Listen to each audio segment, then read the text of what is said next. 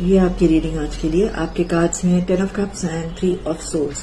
बहुत short reading है। मैंने कुछ दिन पहले एक रीडिंग किया था जिसमें मैंने कहा था कि फैमिली के कुछ डायनामिक्स हैं।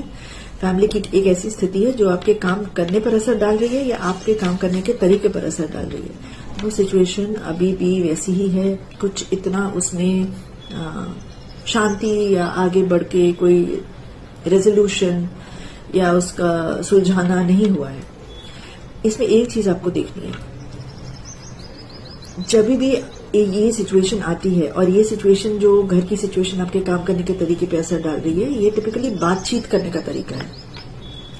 और ये बातचीत करने का तरीका उस जगह पर आपको चोट करता है जहां पे आपने बहुत मेहनत की है और अपनी तरफ से बहुत कुछ करने की कोशिश की है। उसी जगह पर लोग आकर कहते हैं कि ये ठीक नहीं है, वो ठीक नहीं है, ऐसा तो नहीं कहा था, ये तो तुम्हें मालूम ही नहीं है, और ये कब हुआ, ये तो तुम गलत कह रहे हो। और आपने उस तरफ इतनी मेहनत की है कि आपको बहुत चोट पहुंचती है इन बातों से और आप बहुत निराश हो जाते हैं कि ये तो कभी सुधरता ही नहीं है, ये सिचुएशन कैसे संभाले हम। आपको यहाँ पे ये समझना है कि जब ये बातें आपको कही जाती हैं, आप भी हड़बड़ी में ना उन चीजों को डिफेंड करने के लिए खड़े हो जाते हो और आपकी वाणी भी बहुत तेज हो जाती है। ठीक है, और क्यों तेज होती है? क्योंकि आपको वहां चोट लग रही है और आपको गलत ठहराया जा रहा है, ऐसा आपको लगता है। पर आपको ये समझना चाहिए कि हम काम एक नजरिए से करते हैं, जिम्मेदारी के साथ करते हैं। दूसरा व्यक्ति उसको अपने नजरिए से देखता है, तो गैप तो हमेशा होता ही है।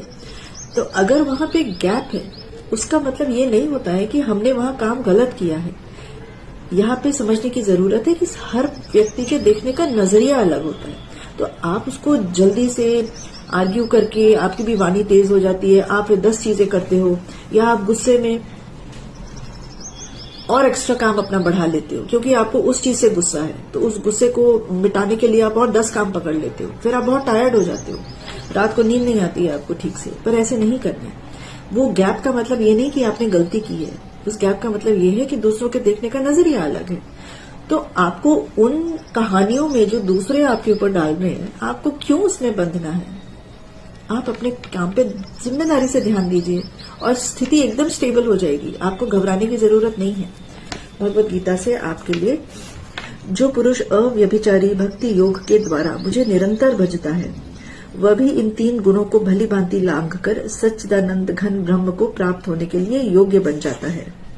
क्योंकि उस अविनाशी परम ब्रह्म का और अमृत का तथा नित्य धर्म का और अखंड एक रस आनंद का आश्रय मैं हूँ।